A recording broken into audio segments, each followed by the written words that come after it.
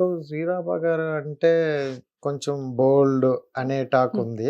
So ఏ దీంట్లో చూస్తే ఒకే ఒక సినిమా నుంచి చేసిన తర్వాత ఏం లేదు కదా సో బోల్డ్. చాలు కదా! అక్కడి నుండి అదే జనాల్లోకి ఎక్కించేసారు బాగా. అంటే ఆ టైంలో జనాలు ఫ్రీగా ఉండి ఆ! చూసారు. చూసారు. సో నాకన్నా ఎక్కువ చేసిన వాళ్ళు చాలా మంది ఉన్నారు. పెద్ద హ్మ్. పెద్ద స్టార్సే అవును. ఉన్నారు. అవును. అవునా కదా! హ్మ్. బిగినింగ్‌లో చేసుకునే వాళ్ళు కూడా ఉన్నారు. హ్మ్. బట్ ఏంటంటే ఆ టైంలో to be honest it's not a bad thing. హ్మ్.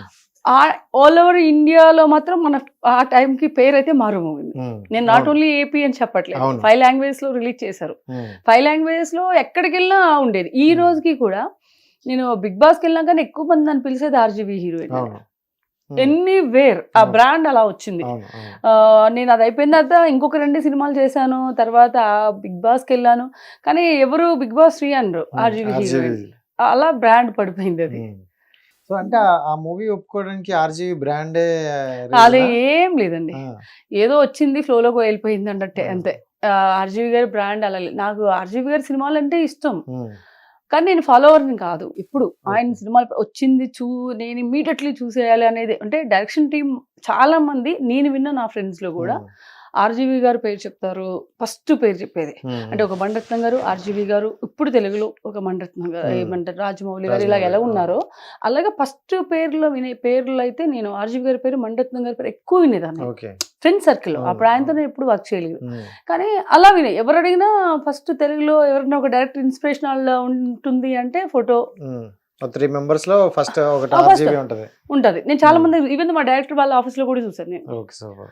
ఆళ్ళ దానిలో కూడా రాజమౌళి గారిది, ఈయనది ఫోటో ఉంది. ఆఫీస్‌కి వెళ్ళంగానే ఫస్ట్ ఎంటర్ అయింది అదే. హ్మ్. నేను నాట్ ఓన్లీ అంటే ఒకటని లేదు. హ్మ్.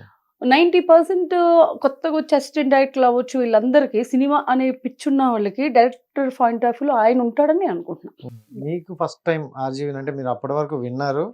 హ్మ్. అక్కడ సెట్‌లో చూసారు. హ్మ్. సో హ్మ్. ఏం డిఫరెంట్ అనిపించింది? విన్నదానికి, చూసిన దానికి 'ఆర్‌జీవి' గారిలో? చూసే ఆర్‌జీవి గారు వేరు. మనం హ్మ్. కలిసి పనిచేసే ఆర్‌జీవి గారు వేరు. హ్మ్. హ్మ్.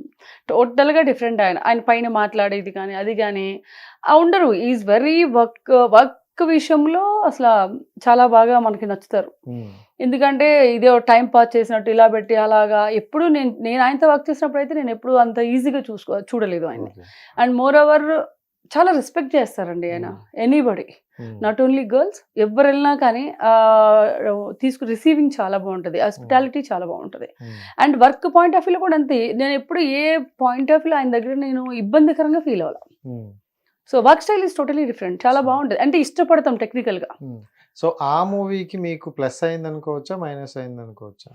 నాకు ప్లస్సే అనుకుంటా. ఎందుకు చెప్పనండి? హ్మ్. ఎక్కడో ఉన్న శ్రీరాపకు ఒక డిజైనర్‌గా ఉన్న అమ్మాయి హ్మ్. ఈరోజు అంతమందికి ఇప్పటికి మనం ఎన్ని సినిమాలు చేసి ఎప్పుడు హ్మ్. ఏది చేసినా, ఏ టీవీ షోస్ చేసినా, ఏం హ్మ్. చేసినా ఆయన పేరు చెప్తున్నారు కదా! హ్మ్. ఎందుకు మైనస్ అని అనుకోవాలి నేను?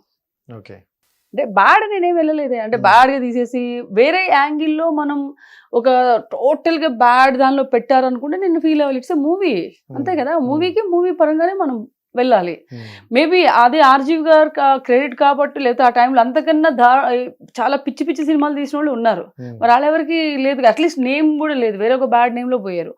బట్ నాదేమంటే ఆయన క్రియేటివిటీ ఆ టైం బేసిక్‌గా కోవిడ్ టైం అందరూ ఖాళీగా ఉన్నారు. హ్మ్. ప్రతి ఒక్కళ్ళ చేతిలో మొబైల్ నుంచి అది చూసారు. హ్మ్. సో, ఎవ్రీవన్ నోస్ లైక్ ప్రతి ఒక్కళ్ళకి తెలుసు ఓకే. ఈ అమ్మాయి ఇది చేసిందని. సో కోవిడ్ అందరికి మైనస్ అయితే నీకు ప్లస్ అయింది మీకు. నేను అలాగనే అనుకుంటా. ఎనీథింగ్ ఈజ్ మన లైఫ్‌లో ఒకటి వస్తుందంటే ఇట్స్ ప్లస్ కిందనే కౌంట్ చేస్తాను. హ్మ్. మైనస్‌గా ఎందుకు తీసుకోవాలి?